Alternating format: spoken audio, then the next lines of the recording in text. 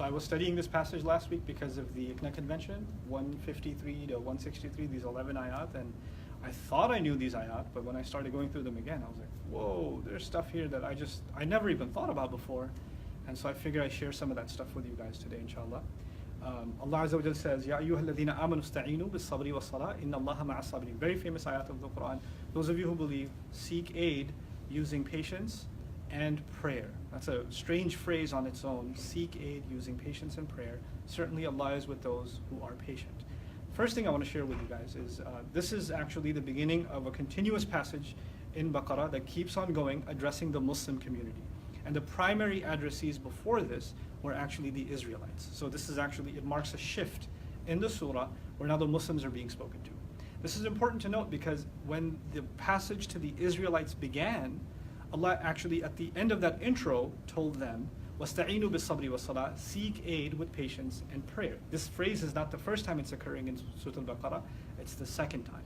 That's important to note because now they were given this charge to seek help with patience and prayer, and then a list of their errors or mistakes were highlighted and counted, and now the Muslims turn and they're being given the same exact opening advice that they were given. In other words, now it's your turn, let's see how you do. That's the first thing to note here. The second thing about the context of this ayah, and this entire surah really, is that the Muslims are under a lot of pressure. There's a growing class of rabbinical scholars of the Jewish community living in Medina that are constantly criticizing the Prophet Muhammad ﷺ. They're making fun of the Quran, they're making all kinds of allegations about the Quran, and they're very knowledgeable people, and the Muslims by and large are not extremely knowledgeable, so some of them are getting confused by the arguments that are coming from these scholars against the religion. The other thing that's happening is we're actually under quite a bit of a threat, a growing political threat of the Quraysh coming back and attacking us, and there's kind of almost a scheming happening from within Medina, some of the elements of what we call now the hypocrites that are also conspiring against the Prophet ﷺ. So there's two things, right? There's a there's this widespread confusion against the Quran and against Islam that's spreading in Medina for a newly formed minority community, the Muslims, and there's also this danger of them being attacked. And in that climate, Allah said, you need help. So he says, وَاسْتَعِينُوا, seek help. Now, what kind of help do we need? He said, بِالصَّبْر, seek help with sabr, which is commonly translated patience. I would argue it's a lot more than patience, but for the purpose of this brief discussion, I'll just give you a couple of things. Sabr is to be patient in times of difficulty and to deal with them in a positive way. But sabr also means to not lose focus, what you can call steadfastness. In other words, times are tough and you became somebody else? No, you actually stayed who you were. You stayed on task, you stayed focused, and you didn't get scared or intimidated and try to change your stance or not say something because, for instance, you might be intimidated to speak up when somebody says something offensive because you're too afraid they might look at you funny or make fun of you, or you might become the object of ridicule. This might happen to you. You're sitting in a university classroom and the professor's making fun of Islam or something, and you're like, I should say something. But then the thought goes through your mind, if I speak up, there are others that are going to point at me. Maybe somebody will say something mean after class. The professor himself might humiliate me, etc. And you kind of hold yourself back, right? Otherwise, you would have spoken up. This is actually a matter of sabr too, to stand tall and to be able to stay on course and do what you're going to do without intimidation, without fear. Allah says you need help using patience. Now here's the beautiful part. Allah doesn't just give us these notions. The only way you'll get help is by being someone of perseverance, of steadfastness, of patience. He gives us a practical exercise by which we can get that. So it's not just enough to say, hey, be patient. And you're like, oh, hey, I'll be patient. How do you get patience? How do you develop that inside of yourself? That's the ataf bayan here, bis-sabri was-salati. That meaning seek help by becoming patient, by developing steadfastness. That is to say, seek help by praying. So what does prayer have to do with steadfastness? The exercise of prayer in Islam, we stand in congregation. So the first thing it does is it actually reminds us that we're not alone. And it builds a kind of discipline, because the prayer is in perfect unison. The discipline and the organization of the Muslim community is a kind of steadfastness and a constancy and a strengthening itself. That's the first piece that prayer will do. It will instill in you. The second thing that prayer does is that it's a constant reminder that we stand humbly only before Allah. We bow only before Allah. We put on our head on the ground only before Allah, which means we're never going to do such things for anyone else. La takhshaw nas. فَلَا تَخْشَوْهُمْ وَخْشَوْنِي. Don't be afraid of them, be afraid of me.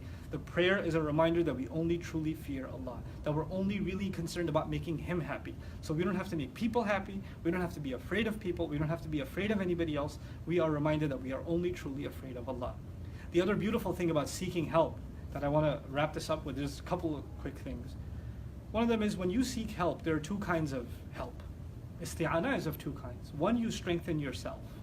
In other words, if you're going to exercise and you're going to better your diet, etc., you're helping yourself. You're improving yourself. You're building your stamina. And there's another kind of help when somebody else comes and helps you out. Those are two kinds. One, you help yourself. Two, somebody else comes and offers you help. What is this ayah talking about? It's actually saying first you help yourselves, then Allah will help you. Now how do we know that? First you help yourself, show me that you have a spine, show me that you can actually stand consciously in prayer and use that prayer to remind yourself what it's actually about. It's not just about some random cardiovascular exercise. You're praying so that you can connect to Allah, so that you can remind yourself that you only bow before Allah. If you can develop that mentality, then Allah will help you. How do we know Allah will help you? Inna Allaha ma'as sabirin. No doubt Allah is with those that have sabr. It's one of the most beautiful conclusions of an ayah. Why? Because there were two things mentioned. Seek help with patience, that is to say, prayer. But instead of concluding the ayah, Allah is with those who pray, no doubt. He says Allah is with those who persevere, no doubt. But He told us to pray. Why isn't He with those who pray? We're learning something profound here and so concise at the same time. Not everybody who prays develops perseverance. People pray mindlessly too. People pray without realizing what kind of strength it can give them in their life too. It's this incredible treasure that's not being taken advantage of, often even by people who are engaged in it.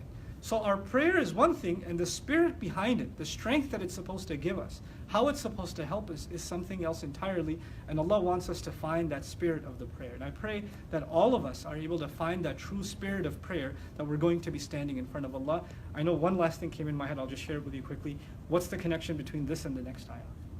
وَلَا تَقُولُوا لِمَنْ يُقْتَلُوا فِي سَبِيلِ اللَّهِ أَمْوَاتٌ. Don't say about those who were killed in Allah's path that they're dead. There are people being killed at the time of the Prophet ﷺ. Some had already been killed in Mecca. What does it have to do with patience and prayer and all of it?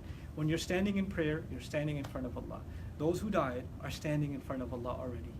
They're before Allah already. They're not dead. And those who died because they were Muslim, they had committed no crime except that they're Muslim, and they were killed as a result. Those are people that Allah has given a special kind of life.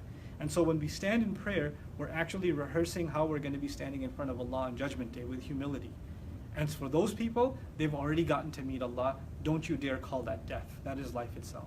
Prayer itself is reminding me and rehearsing for me that one day I'll be standing in front of Allah. May Allah prepare us for that gathering and make every single one of our prayers truly, truly meaningful. Barakallahu li wa lakum. Assalamu alaikum wa rahmatullahi wa barakatuh.